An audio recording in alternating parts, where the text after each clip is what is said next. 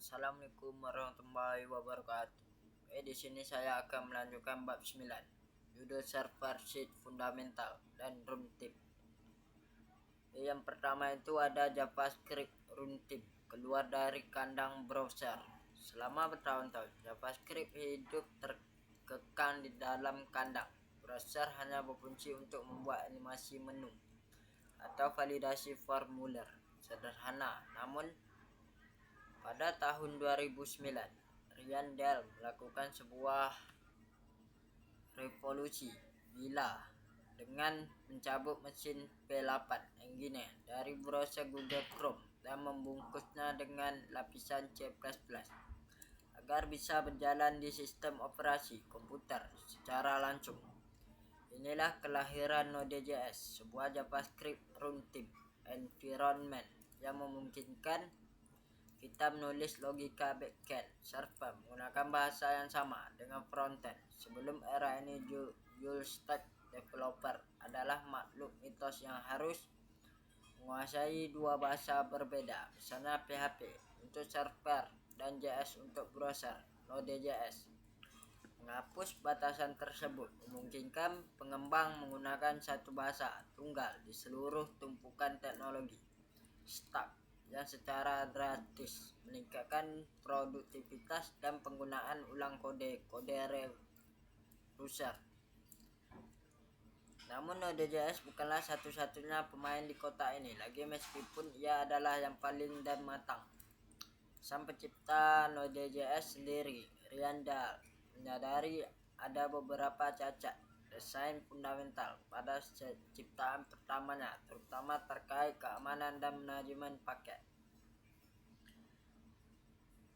Penting untuk dipahami bahwa runtime bukanlah bahasa pemrograman itu sendiri. Ia adalah rumah atau lingkungan tempat kode JavaScript dieksekusi P8 Engine bertugas menerjemahkan kode JS menjadi machine kode yang dimengerti prosesor. Sementara runtime menyediakan API tambahan dan tidak ada di standar bahasa JS seperti access file system, akses jaringan, atau timer. Perbedaan utama antara runtime browser dan runtime server terletak pada API yang tersedia. Di browser kamu punya window dan dokumen untuk memanipulasi tampilan, sedangkan di server kamu punya proses dan buffer untuk manipulasi sistem operasi. Memahami batasan dan kemampuan lingkungan eksekusi ini adalah langkah pertama menjadi backend engineer yang kompeten. Meskipun Deno dan Boon menawarkan fitur-fitur menggiurkan, Node.js tetap menjadi raja tak terbantahkan di industri enterprise karena ekosistemnya yang masif, jutaan pustaka di NPM. Sebagai arsitek, kamu harus bijak memilih. Gunakan Node.js untuk stabilitas jangka panjang dan kompatibilitas luas, atau gunakan Boon atau Deno untuk proyek eksperimental yang membutuhkan performa mentah atau keamanan lebih ketat. Kesimpulannya, JavaScript kini adalah bahasa universal yang bisa berjalan di mana saja, mulai dari server cloud, perangkat IoT, hingga fungsi serverless di tepi jaringan edge. Mempelajari runtime server bukan hanya tentang menghafal sintaks baru, tetapi memahami bagaimana kode kita berinteraksi dengan sumber daya sistem di luar kotak pasir browser. Ini membuka pintu menuju kemampuan membangun API, melakukan streaming data. Yang kedua ada non-blocking, I atau O, melayani ribuan tamu sendirian. Salah satu konsep tersulit namun terpenting dalam Node.js adalah arsitektur single tree non-blocking.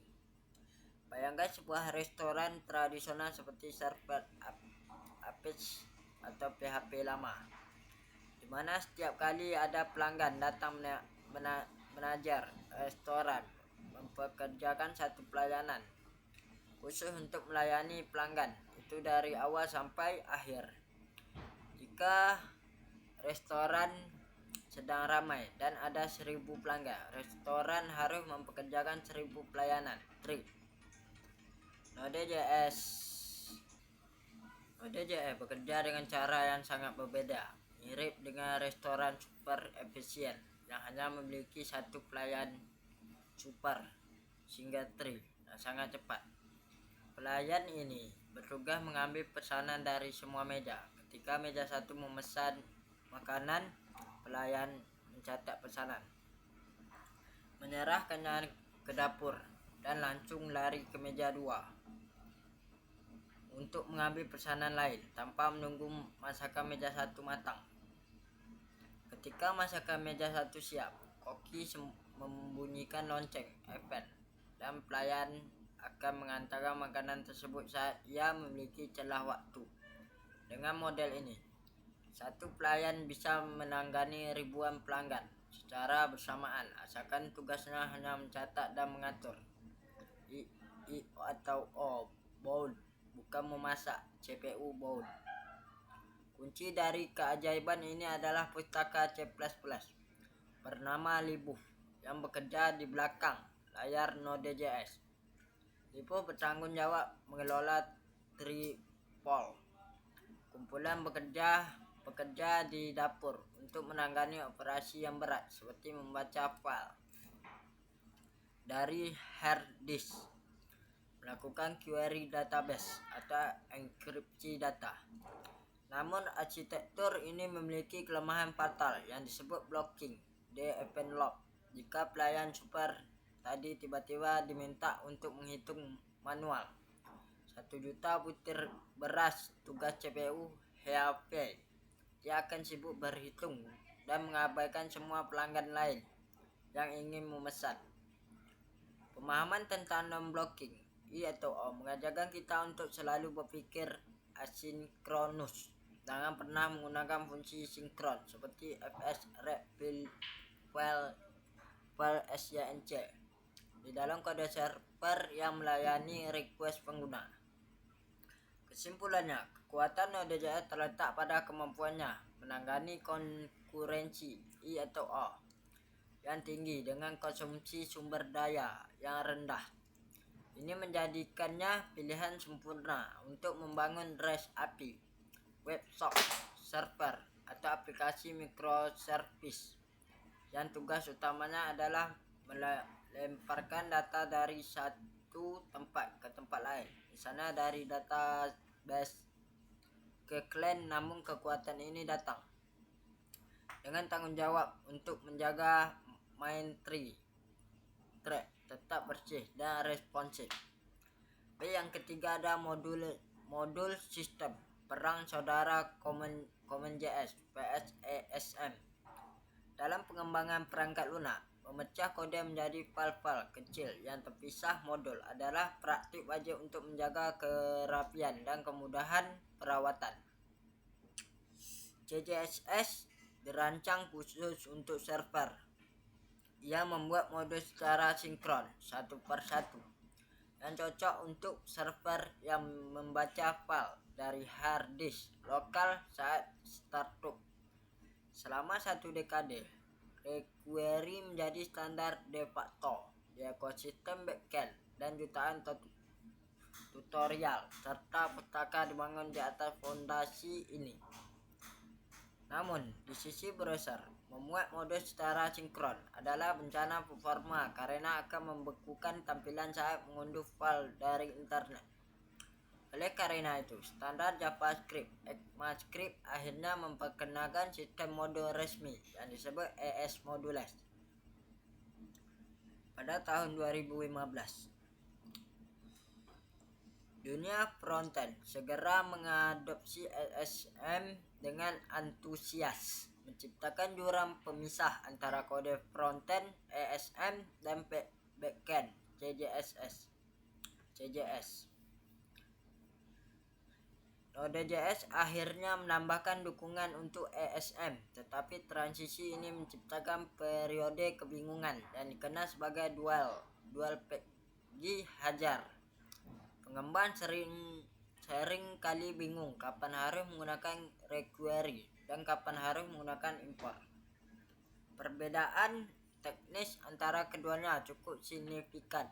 jQuery bersifat dinamis.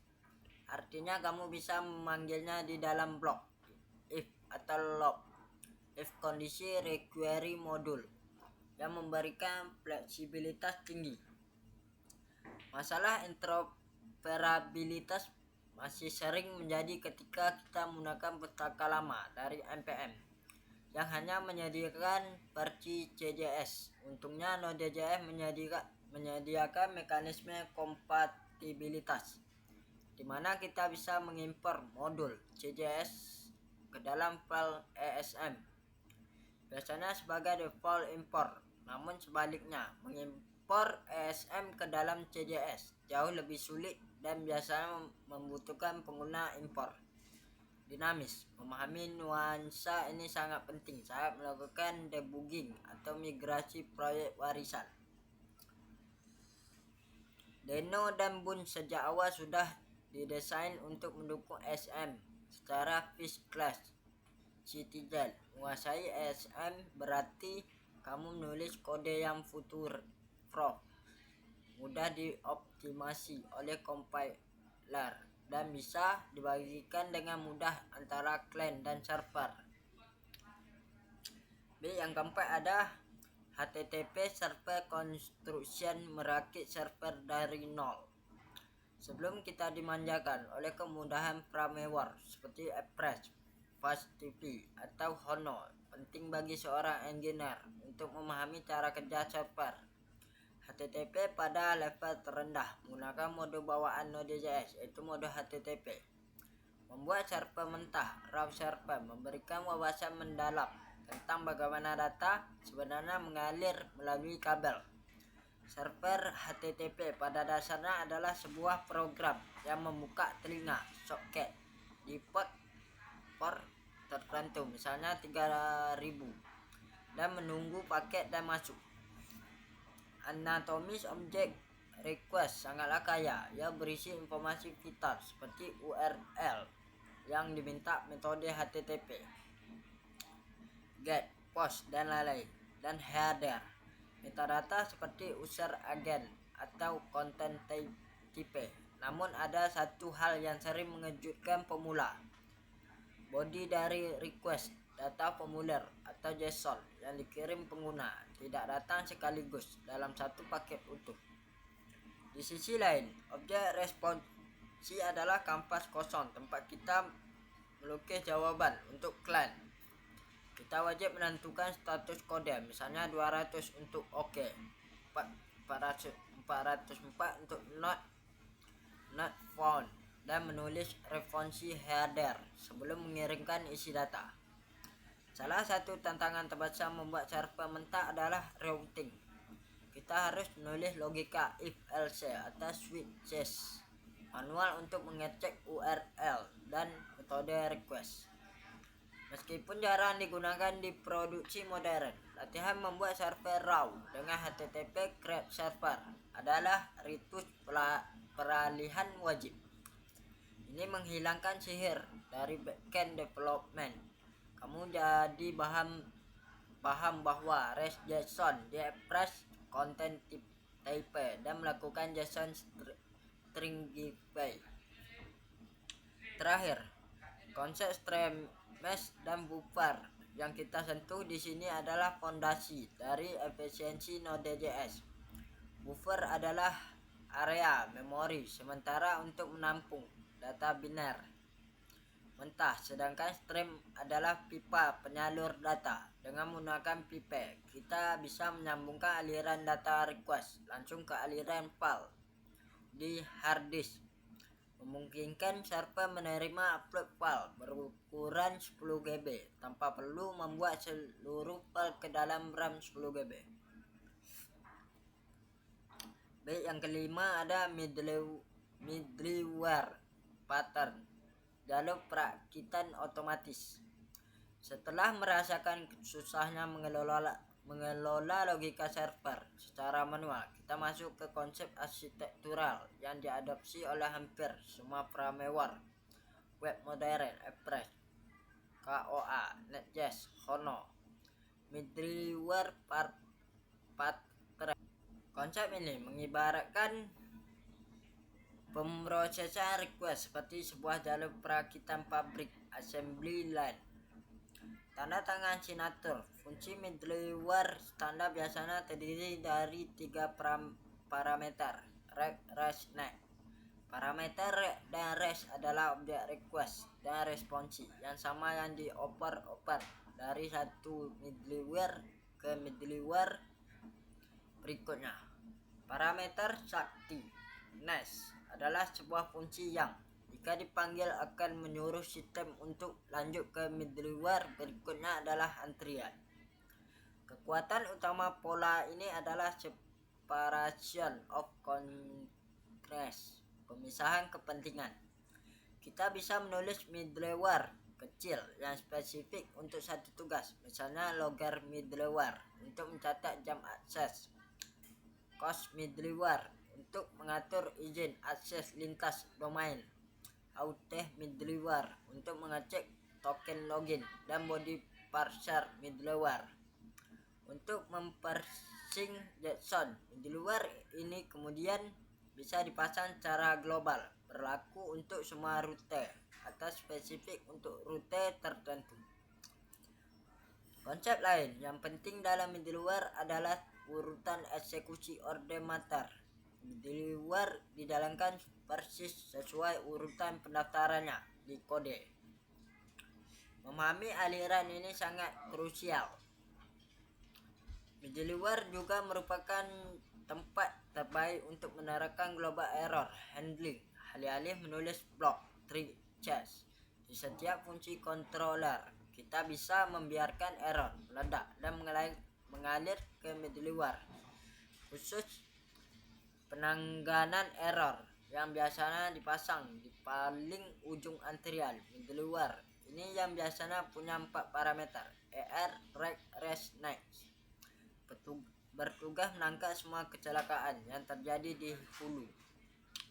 Kesimpulannya, middleware pattern adalah implementasi nyata dari pola design chain of responsibility yang mengubah proses penanganan request yang monolitik dari rumit menjadi rangkaian fungsi-fungsi kecil yang modular dan mudah diuji.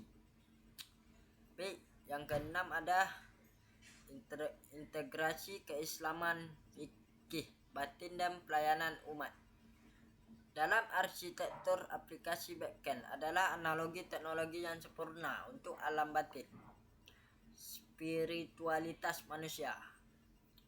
Pengguna hanya melihat frontan zahir atau amal lahiriah, tetapi kualitas kecepatan dan kebenaran dari tampilan tersebut sepenuhnya ditentukan oleh apa yang terjadi di backend batin hati.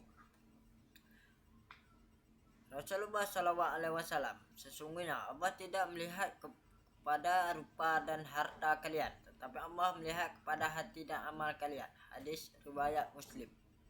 Konsep non-blocking I atau O dan kemampuan Node.js melayani ribuan request secara konkuren mengajarkan kita tentang etos kerja khidmah, pelayanan, dan keberkahan waktu. Server yang blocking macet saat menangani satu tugas adalah server yang egois.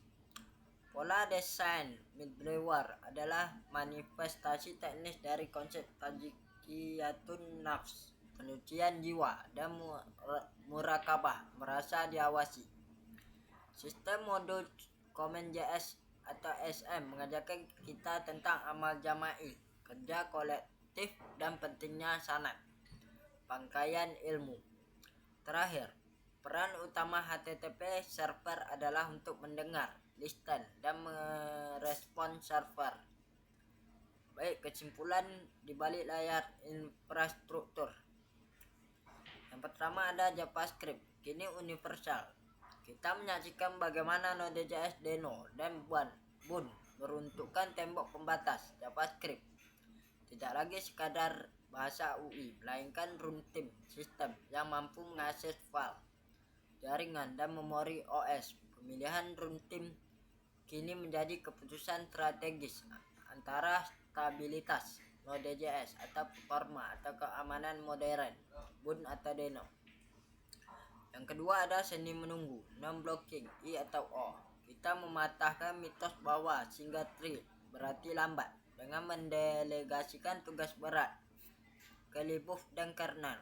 OS Node.js mampu menangani ribuan koneksi konkuren, disiplin, menghindari pemblokiran event lock dengan tugas CPU berat. Yang ketiga ada standarisasi modul, peran saudara antara CommonJS Require dan ES Modules Import mengajarkan kita pentingnya interoperabilitas massal. Depan adalah ESM. Mengadopsinya hari ini berarti menulis kode yang future, pro, mudah dioptimasi 3 second dan selaras dengan standar browser. Yang keempat ada data adalah aliran stream. Dengan membongkar server HTTP mentah, kita menyadari bahwa data internet tidak datang sebagai bongkaran padat. Yang kelima ada middleware. Sebagai jalur perakitan, kita mengadopsi pola chain of responsibility melalui middleware. Baik, hanya itu yang dapat saya bacakan. Wassalamualaikum warahmatullahi wabarakatuh.